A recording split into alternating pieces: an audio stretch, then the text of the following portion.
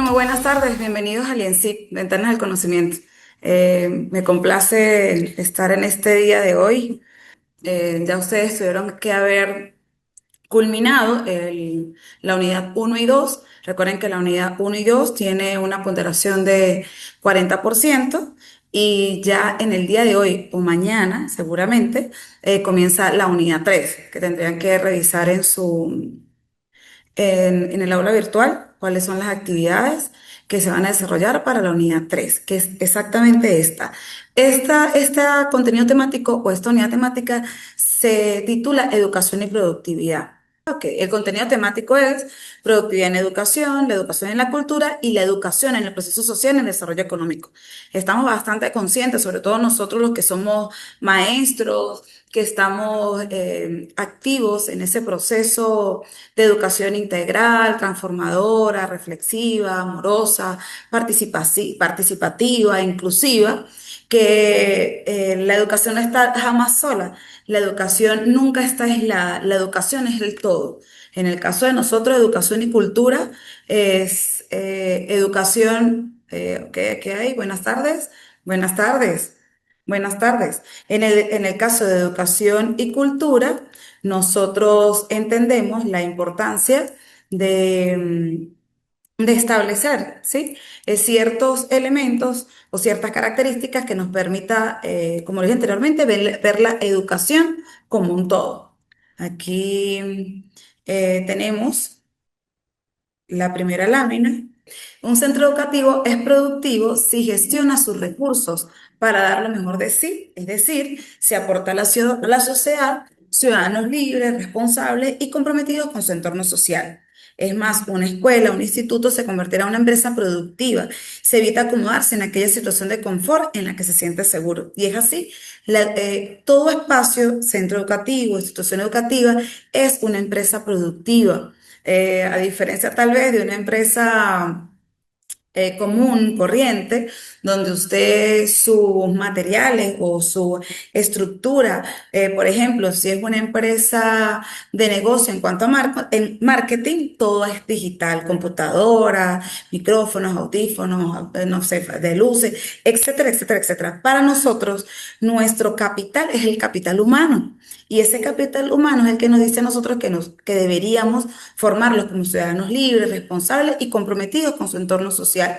Porque en nosotros, en nuestras manos, en nuestro conocimiento, por supuesto, en nuestro espíritu, nuestra dedicación, nuestra vocación y compromiso va a estar dirigido a lograr un ciudadano que permita responder a las exigencias de la sociedad, realmente un ciudadano y una ciudadana, además de feliz, porque tenemos que entender que la educación jamás está aislada de ese cúmulo de emociones, de pensamientos, de ideas, de proyectos, de metas, de sueños. Nosotros tenemos que siempre buscar nosotros lo vemos desde el punto particular, que desde inicial hasta la etapa universitaria, incluso como nosotros, la de posgrado, nos permita obtener un hombre y una mujer realmente así, comprometido, responsable con su entorno social, siendo feliz, pero con una exigencia académica y profesional totalmente elevada.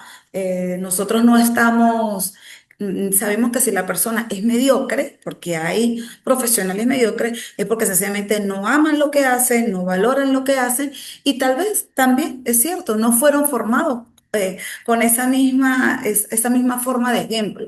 Entonces, sí, es una empresa productiva y nosotros decíamos que cuando hay una buena educación, cuando tengo una organización escolar, cuando tengo un entorno educativo, que todos giran bajo la misma dirección, donde hay esa siempre búsqueda de la creatividad, del conocimiento, de indagar, de descubrir y explorar, podemos tener dos escuelas que ofrecen lo mismo, por ejemplo, educación primaria, una al frente de la otra, y en una hacen cola y la otra está vacía totalmente.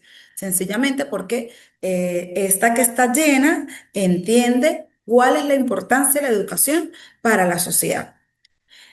Y aquí es donde hablamos de esa palabra particular, esa palabra que nosotros siempre la trabajamos, calidad educativa. Entendemos por calidad educativa a los efectos positivos valorados por la sociedad respecto al proceso de formación. que se lleva a cabo a las personas en su cultura de forma que, además, como afirma Muñoz, la educación es de calidad cuando está dirigida a satisfacer las aspiraciones del conjunto de los sectores integrantes de la sociedad a la que está dirigida. La productividad educativa se refiere a la calidad de la educación y al progreso de la sociedad. Términos vinculados a este concepto son la calidad, el rendimiento, la inversión, los bienes y los servicios. Eh, Estamos claros que el INSIC ha ido iluminando los espacios latinoamericanos. Entonces el INSIC está en Venezuela, está en Colombia, está en Ecuador, está en Perú, está en otros países. En otros países tal vez no es lo mismo que, por ejemplo, en el caso con nuestra experiencia sucede en Venezuela, donde tal vez eso que estamos hablando, los conceptos vinculados a la calidad y a la productividad educativa, calidad, el rendimiento, la inversión, los bienes y los servicios, estuvo aquí y está aquí abajo. Esa productividad es fundamental para que realmente usted tenga una calidad educativa, si lo colocamos en porcentaje, al 100%. A veces nosotros decimos que nosotros como maestros podemos dar más, podemos dar todo, nuestro entorno, si fluimos como debe ser, si realmente estamos en un proceso permanente de investigación, de innovación, y la innovación tiene que ver con eso, la inversión. ¿Cuáles son aquellos espacios donde yo puedo invertir en todo lo que tiene que ver con la parte tecnológica? En nuestro caso, estamos clarísimos y estamos respaldados científicamente de que nosotros podemos fortalecer ese cerebro triuno que tenemos todos los seres humanos. Que la creatividad podemos desarrollarla porque es innata en el ser humano, pero usted desarrolla, fortalece, reconoce, incentiva y motiva todo lo que tiene que ver con la creatividad, con las habilidades, con el talento, con la inteligencia que lo vieron en la unidad uno, es a partir de que se invierta en educación e invertimos en, por ejemplo, si nosotros entendemos que hay la parte tecnológica, también entendemos que están las habilidades artísticas, culturales, musicales, entonces en instrumentos musicales, en todo lo que tiene que ver con el arte, porque el arte no solamente es sentarse a pintar y dibujar, sino que yo tenga la posibilidad de reconocer y de valorar la historia de la música, la historia de todo de todo lo que tiene que ver con las manifestaciones culturales, llámese artes plásticas, llámese manualidades, como ese arte y patrimonio se vuelve interesante porque el estudiante y por supuesto nosotros como maestros comenzamos a tener ese arraigo, no solamente en lo local, sino en lo regional, en lo nacional y en lo universal. Tenemos, por supuesto, la educación en la cultura, pero antes de irme a la educación en la cultura, me gustaría escuchar algún tipo de opinión, de idea, de algo que ustedes quisieran expresar con respecto a lo que es la productividad en educación, la productividad en la educación, porque vamos a la productividad en la cultura. El profesor Jorge o la profesora Luz Marina, bienvenidos. Mi doctora, muy buenos días. ¿Cómo Bueno, está? muy bien usted. Bien, gracias. Sí, señora. Bueno, la productividad a veces se tiene que, eh, más que todo en la parte de investigación, que piensan que es algo muy supra, que solo lo hacen los docentes universitarios o los que netamente van a la parte de universidades. Pero desde las mismas, se hace investigación desde la misma experiencia de aula, desde el mismo contexto educación y del mismo contexto desde las vidas propias de los estudiantes. Otra cosa es que eh, lo que no se hace es escribirlo, ¿sí? Todos los días se hace investigación, todos los días se hacen reconocimientos, pero lo que no se hace es escribir. Y el detalle es que eso es lo que nos hace falta a la mayoría de docentes, es Sí. escribir y hacerlo ver que nuestro proceso educativo está dentro de ese eh, ámbito de investigación. Siempre estamos investigando, pero reitero, es esa forma. Pero a pesar de que hay un bagaje eh, interesante en este proceso, hay parte teórica, pero creo que es el temor a escribir. El temor a escribir, usted tiene toda la razón. Incluso nosotros tenemos que estar claros que para que exista no solamente un buen maestro, un buen profesional en todas las áreas, esa persona tiene que convertirse en un buen escritor y un buen lector. Porque el que no es buen lector, sencillamente, usted sale la pregunta, ¿cómo investiga? ¿Cómo investiga si no me gusta leer? ¿Cómo yo puedo tomar apuntes, puedo tomar notas, hacer reflexiones? Y ahí va el del escritor, de tener una capacidad de análisis y de síntesis, si yo no, principalmente no leo, no me gusta la lectura. Nosotros tenemos que siempre buscar la manera de que, para que exista esa calidad de educación, para que realmente se logre satisfacer las aspiraciones de la sociedad, las exigencias de la sociedad, nosotros en todas las áreas y en todos los espacios y en todos los niveles tenemos que buscar la manera de involucrar la lectura y la escritura en esos espacios. Por eso fue que en la unidad uno les coloqué la lectura del libro, porque a mí me va a permitir reconocer si usted realmente tiene capacidad de análisis e interpretación para hacer un ensayo reflexivo, un ensayo crítico, un artículo que permita siempre estar en ese proceso de indagación, de búsqueda y de, por supuesto, ponerlo en práctica. Porque en muchas ocasiones sucede que tenemos un coeficiente intelectual impresionante, pero no sabemos cómo dirigirnos, cómo usar la oratoria como esa fuente de poder, de conocimiento y, por supuesto, de socialización con todos nuestros semejantes. Buenas tardes, compañeros. Doctora, yo quiero mirar este proceso de la educación en la actualidad desde el punto de vista del avance que está teniendo la educación, donde pasamos de una educación como que obligatoria o una educación, eh, ¿cómo le digo? Bueno, donde se obligaba o se comprometía al estudiante a hacer y no se le daba la opción de pensar, de Ok, decidir. ok. Entonces, en este momento tenemos una educación donde los parámetros llevan a que los estudiantes puedan adquirir y desarrollar un pensamiento crítico, una postura frente a los procesos diferente, pero eh, en- cuando uno analiza esto, se pregunta, ¿la sociedad realmente está preparada para este paso? Así. Donde ya los estudiantes deben decidir por sí solos porque ya no hay obligación o los docentes no tenemos las herramientas para obligar. Ahora todo es voluntario. Entonces, de ahí parte la formación en pensamiento crítico y en saber decidir qué es lo que nosotros debemos eh, formar en los estudiantes, que ellos sean capaces de tomar decisiones voluntarias y decisiones que los lleven a formarse en la voluntad. Entonces, ese es mi aporte en cuanto a que esas serían, digamos, los pasos iniciales que se debería tomar para Ok. que la educación sea un proyecto o sea una empresa productiva, que el producto cumpla con los parámetros de la educación actual. Gracias, doctor. Muy bien, sí, está claro lo que tratas de expresar y realmente sí es necesario que el estudiante se sienta motivado y dispuesto. Y eso lo hace una educación distinta. Tenemos que recoger, y por aquí está en alguna lámina, estamos en clase. Aquí hay un compañero que dice que no puede ingresar. No entiendo por qué, estamos aquí. Por favor, ingresen. Estamos, ingresen. Estamos conscientes, profe Luz Marina, que el estudiante tiene que estar dispuesto.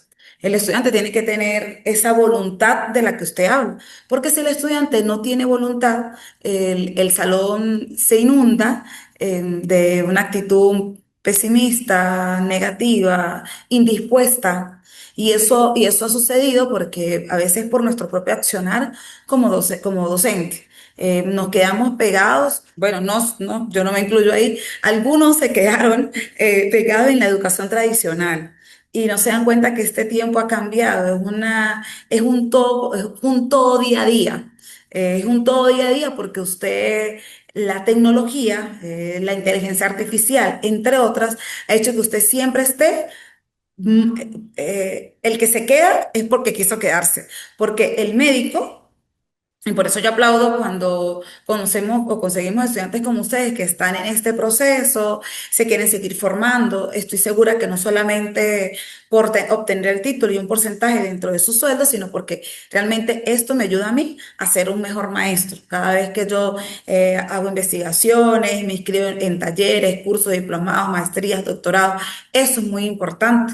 Entonces, en ese sentido, cuando hablamos de la voluntad, es porque nos quedamos en la educación tradicional. Y nadie ha dicho, y por eso están algunas láminas más adelante, que la educación tradicional no es buena, no, sino que usted tiene que unir esa educación tradicional, esa educación que hemos venido obteniendo desde hace, no sé, décadas, a una educación que tenemos que incluirla y tratar de transformarla dentro de esta sociedad digital, porque no podemos decir que este aparato no es una herramienta educativa, por supuesto que así lo es, porque usted todos los días, el estudiante está y ustedes mismos, todos nosotros estamos en esto, buscando información, indagando. Muchos utilizamos las redes sociales como una herramienta de formación. Porque todos estamos claros que cuando usted ingresa a TikTok, cuando usted ingresa a Instagram, cuando usted tal vez ingresa a Facebook, tu misma búsqueda te genera un contenido. Si tu contenido es un contenido chatarra, como es la comida chatarra, tú jamás vas a tener la oportunidad de indagar, de descubrir, de explorar, de obtener nuevos conocimientos porque sencillamente estás en el toque. Pero cuando usted genera un contenido dentro de estas redes sociales, por ejemplo, en mi caso yo soy profesora de castellano y literatura y me encanta la lectura, entonces yo voy buscando, generando contenido que me permita tanto lo que tiene que ver con castellano y literatura como lo que tiene que ver con la psicología positiva. Estoy apasionada en esa área o en esa formación. Cuando nosotros hacemos eso, el estudiante por voluntad, cuando ve al maestro motivado, dispuesto, siempre en búsqueda del conocimiento, usted parte de la práctica, parte del ejemplo, porque la educación en este caso es transmisora y transformadora de la cultura. Está en manos nuestras que nuestra educación sea de calidad, que no se pierda todo lo que se ha venido trabajando en décadas.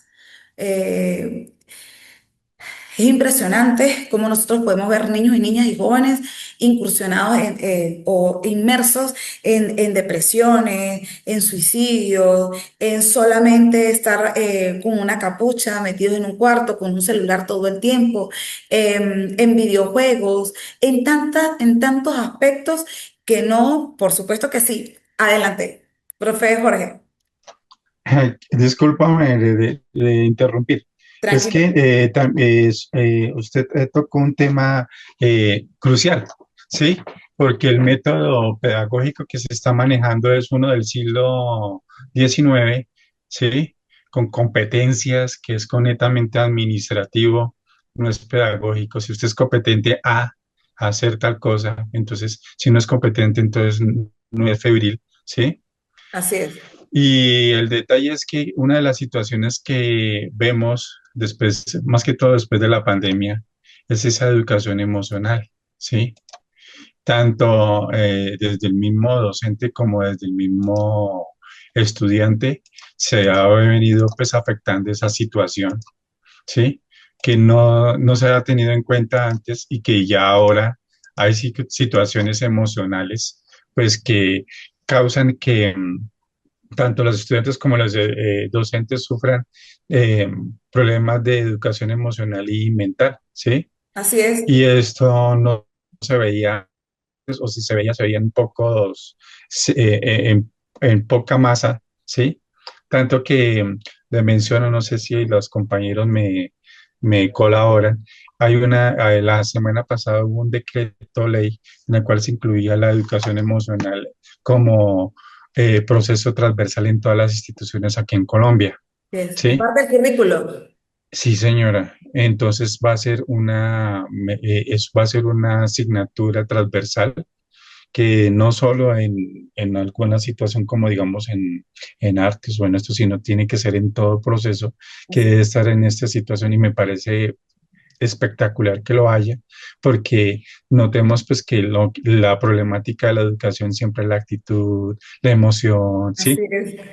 y que siempre nosotros vemos es que no es netamente llenarnos de conocimiento, sino también hay esa parte psicológica, esa parte emocional, esa parte actitudinal, esa parte corporal, ¿sí?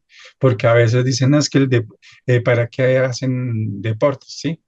Es netamente válido que algunos digan eso, pero es porque no lo han asumido como teoría para su integralidad en su asignación. Por ejemplo, yo soy docente de matemáticas, pero no quiere decir que no incluya la ciencia del arte, las ciencias del Por supuesto, cuerpo, ¿sí? por supuesto. Respecto como proceso transversal.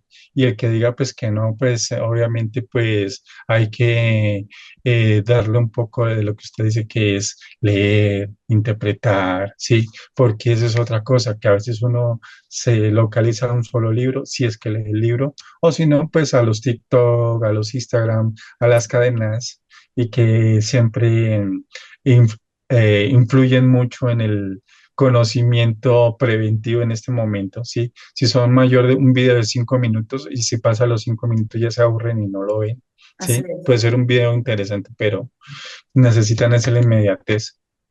Entonces, notemos pues que la mismo contorno que estamos, siempre nos ven como un proceso mercantilista, pero no nos ven como una persona emocional. Así es, profesor. Usted tiene toda la razón. Incluso cuando nosotros estamos montados en un proyecto y el proyecto, usted habla, y es interesante que la educación en Colombia esté buscando la manera de entender lo que hemos venido explicando, lo tradicional, que sí hay aspectos, elementos importantísimos, pero el construir el perfil del estudiante, del egresado de esta sociedad del siglo XXI. Porque ya nadie nos puede seguir diciendo, es que bueno, es que pasamos pandemia, ya la pandemia pasó.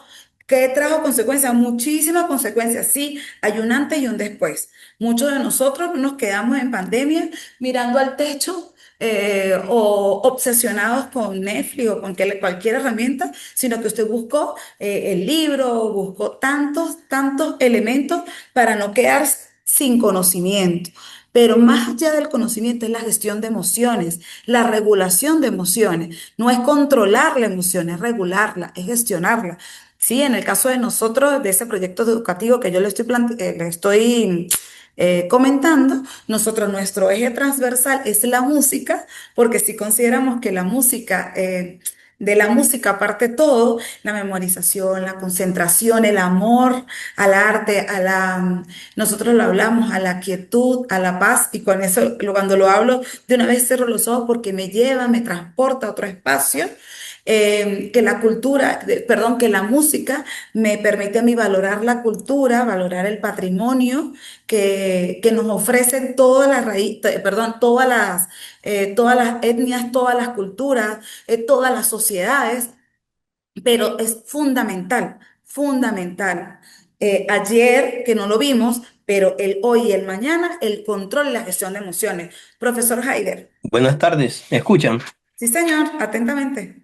Bueno, estoy escuchando acerca de lo de la música.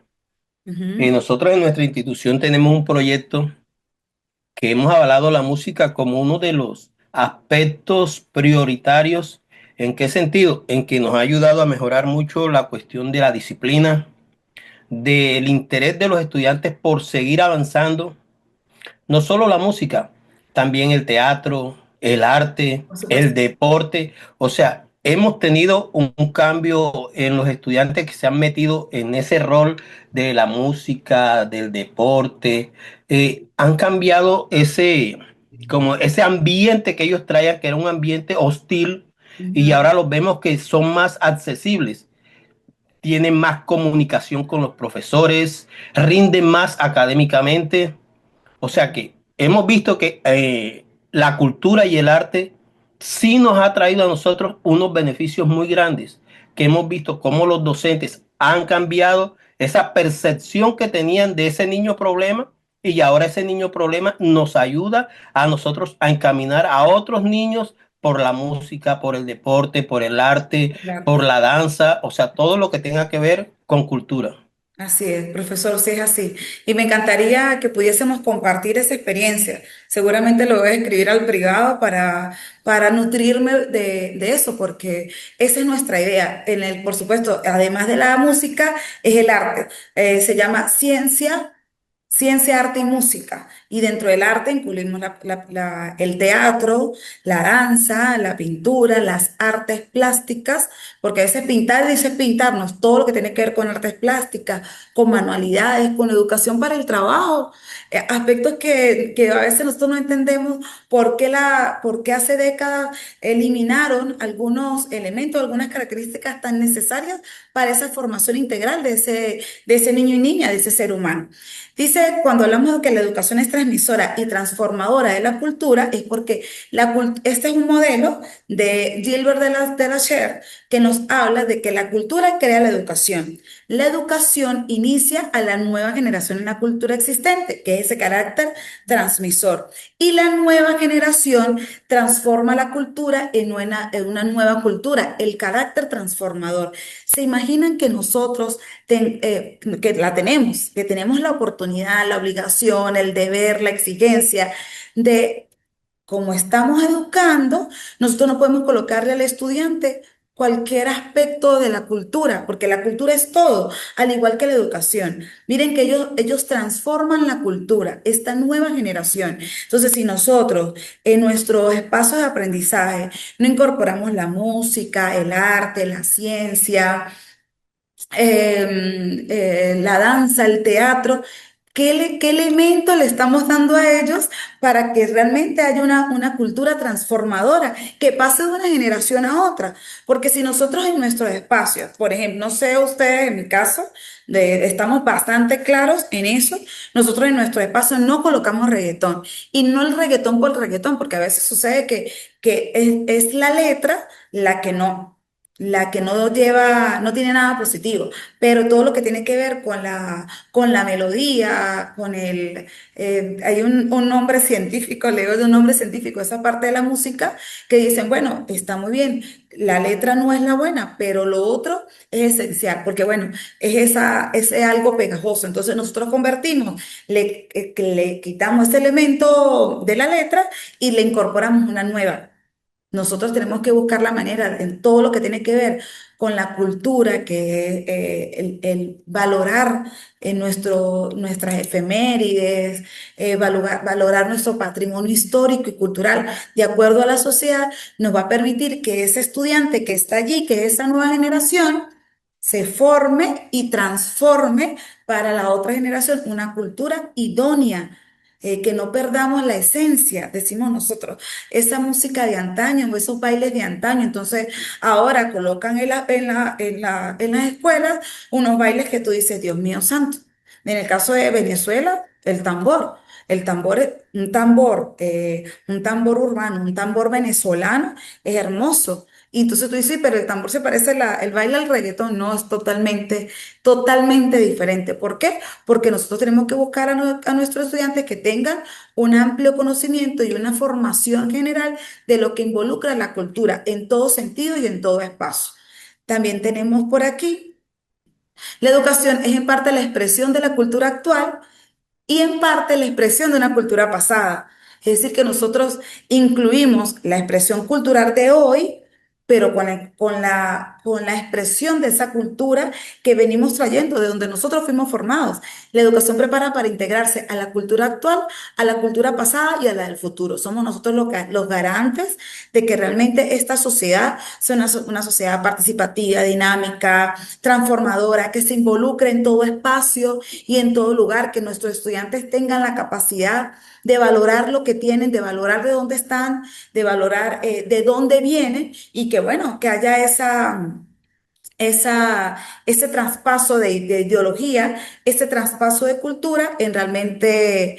em, en sociedades más hermosas, en sociedades realmente donde exista ese contexto cultural, artístico, deportivo, como lo decía el profesor, donde se involucre todo y realmente formemos a un individuo integral. La educación es transmisora y transformadora de la cultura, sí, porque el proceso de la producción de la cultura descansa en el trabajo físico e intelectual del hombre. Y es en la educación el medio esencial con que cuenta la sociedad para desarrollar las potencialidades del trabajo humano en todas sus formas. Entonces, usted puede formar, ¿verdad?, a un arquitecto, a un ingeniero, un abogado, un maestro, un médico, etcétera, todo, cualquier tipo de de formación profesional, pero que ese ser humano sea capaz de desarrollar todas sus potencialidades, que realmente le permita a la sociedad crecer y crecer a veces, cuando tú dices crecer lo económico, no, crecer en cultura, crecer en humanidad, crecer en empatía, crecer en solidaridad, crecer en valores, que es para nosotros uno de los aspectos más importantes. Tenemos asimismo la educación en el proceso social. ¿Y qué es el proceso social? Todo lo que tiene, todo lo que incluye esta democracia participativa, reflexiva, educativa, amorosa, integral. Ese carácter social tiene tres aspectos importantes, pero por supuesto radica en la educación. La producción de mano de obra calificada, que es la que yo le estoy hablando hace unos momentos, cuando usted forma o usted educa a ese estudiante, si estamos hablando de la etapa de nosotros, que no es universitaria, desde inicial hasta el bachillerato o la educación media general, para luego pasar ese proceso o a esa formación universitaria, donde cada uno toma una carrera profesional, donde se especializa, donde realiza maestría, doctorado, posgrado, etcétera. La socialización de esa mano de obra y la generación de ideologías, sí, porque la educación responde a las exigencias de un Estado, del Estado con mayúscula. Es decir, el Estado es el que forma la educación. Si el Estado es democrático, la educación es democrática. Si el Estado es comunista, la educación es comunista. Si la educación es capitalista, si el Estado es capitalista, la educación es capitalista. Todo radica en la ideología. Y por eso nosotros tenemos que buscar siempre que en todos nuestros espacios se brinde la democracia, que sea un modelo de ejemplo a seguir, que el estudiante no diga que es democracia, sea un concepto claro, preciso, pero vacío. ¿Por qué vacío? Porque no se coloca en práctica. Porque usted cuando habla de democracia, usted lo habla desde el punto de vista participativo, donde realmente escuchen, se desarrolle, se genere y se accione en los valores, en la formación de los valores, en la formación del día a día. Y aquí está, ustedes después lo van a poder tener y observar en el aula. La primera función se refiere a ese papel que tiene la educación en la formación de los diversos tipos y recursos humanos que son requeridos para el funcionamiento del sistema económico. La segunda, por supuesto, es complementaria a la primera porque el proceso educativo no se reduce a capacitar al hombre al manejo de instrumentos, habilidades, destrezas, sino a esa mano de obra que tenga esas condiciones deseables con el fin de que ese producto no sea un elemento disfuncional, sino que realmente exista, mire lo que dice allí, un sistema de relaciones y valores para que lo brinde a la sociedad en diversos espacios o momentos de su desarrollo. Y por supuesto, esa tercera función, que es la ideológica, no es totalizadora. Para generar la ideología tiene que haber pautas del comportamiento social, que eso nos dirige a que ese gobierno dominante logre este conjunto social o este conjunto de habilidades sociales, económicas, culturales, artísticas, deportivas. Mire que cuando hay un gobierno dictatorial, no hay nada de lo que yo les estoy hablando. Precisamente una educación totalmente tradicional y punitiva. Cuando hay un gobierno democrático, un gobierno representativo, participativo, todo el mundo participa, todo el mundo transforma, todo el mundo genera ideas, proyectos que vienen, por supuesto, de estas metas y los sueños que tiene esa participación en la sociedad. Muchas personas, no está bien dicho, muchas instituciones e investigadores han venido cambiando la forma, pero en el fondo. Y lo digo cuando nosotros hablamos de ese punto y círculo. Ahora ya no se llama punto y círculo, ahora se llama de otra manera, punto y círculo. Si yo tengo mi escuela aquí, todo lo que me genera este punto y círculo hace que todo debe confluir en la escuela. El panadero, el carnicero, el metalúrgico, donde se lavan los carros, todos tenemos que formar parte de esa sociedad porque todos ellos tienen hijos, tienen sobrinos, tienen nietos. La educación es un efecto, ¡puf!, multiplicador. Pero si yo no genero dentro de esa multiplicación, una formación amorosa, integral, como lo hemos venido desarrollando en toda esa habilidad de la música, el arte, la danza, de gestión de emociones, sencillamente vamos a seguir formando un individuo, o una sociedad vacía, una sociedad meramente eh, que solamente quiera generar ingresos. Y no solamente generar ingresos, el dinero es importante, es fundamental, pero fundamental es una sociedad llena, inmersa en los valores que nos llaman a nosotros a ser solidarios, ser participativos, ser amorosos, a ser igualitarios, bueno, tantas cosas que nos hacen los valores para no aniquilar. Y miren la palabra, aniquilar y extinguir al ser humano, porque cada día el ser humano está inmerso en el individualismo, en buscando la manera de colocar el pie al otro para que el otro se caiga para yo poder elevar mi nivel. No debe ser. Nosotros tenemos que buscar siempre la manera de que estas tres funciones logren formar un ser humano integral y, por supuesto, que se desarrolle la sociedad. Y la sociedad en ese desarrollo económico. Aquí está, dice, sin educación no hay desarrollo económico y que sin este no puede haber progreso educativo. Si la ciencia produce el conocimiento, es la educación que lo difunde y hace posible su aplicación a tareas prácticas de producción y desarrollo económico. No hay nada que no involucre la educación. Cuando usted tiene una empresa, en la empresa forman, capacitan, actualizan a sus trabajadores. En todo espacio está la educación. ¿Qué tenemos que hacer nosotros? Valorar nuestra formación. No puede haber absolutamente nadie que esté dictando estar en cuarto grado y no sea maestro, en bachillerato y no sea maestro. Nosotros tenemos que valorarlo porque si usted no es arquitecto, pero usted no le va a decir, ay, mire, ven que construyame este edificio. Lo construye el que se formó para eso. Entonces a veces da tristeza ver tanto libre albedrío de que no, yo soy educador, ay, ¿ustedes graban en qué? No, yo soy ingeniero electrónico. Entonces, ya va. Usted puede darle aquellas herramientas de acuerdo a su especialidad, pero nosotros somos los que formamos pedagógicamente y somos los que realmente pues formamos a ese ciudadano que el jefe venía diciendo en toda la clase, a un ciudadano feliz, apto para estar en esta sociedad. Habla de varios tipos de productividad, una productividad técnica, una productividad social, que significa la valoración de la escuela al sistema educativo, dice por el grado de utilidad que presenta en el medio en que actúa. En esa productividad se combinan, por una parte, el conjunto de objetivos concebidos y que se aspira a alcanzar y los logros efectivamente obtenidos, y por otra, el prestigio, la aceptación y la interacción de la escuela con la comunidad. Y usted lo logra sistematizando el aprendizaje. Cuando usted diariamente tiene un diario reflexivo, tiene un cuaderno de anotaciones, donde usted sistematiza sus aprendizajes en logros alcanzados, en ese perfil, si realmente cuando usted evaluó cualitativamente a ese estudiante, el estudiante tiene similitud con ese perfil que usted tiene allí de ese egresado, cuando usted sabe cuáles son sus competencias, cuáles son sus habilidades, cuáles son sus fortalezas, cuando realmente, pues como en todo espacio, tenemos momentos de fracaso y ante ese problema, ¿cómo yo puedo lograr la solución?